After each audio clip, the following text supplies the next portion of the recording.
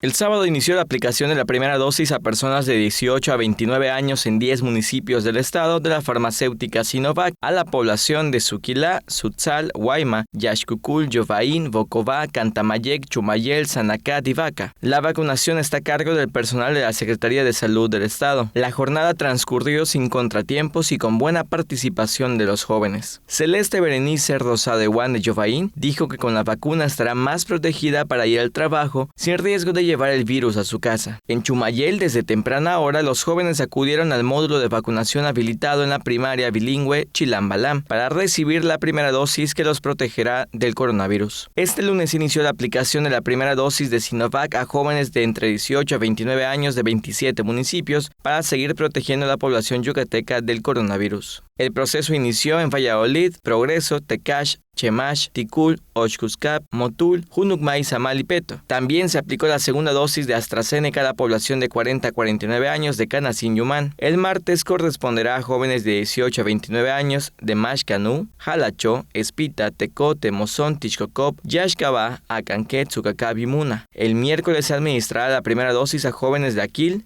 Tinum, Tequit, Concal, Chichimilá, Sellé y Tzilán González. Teleyucatán te informa. Teleyucatán te informa. Lunes a viernes, 8 de la noche. Síguenos.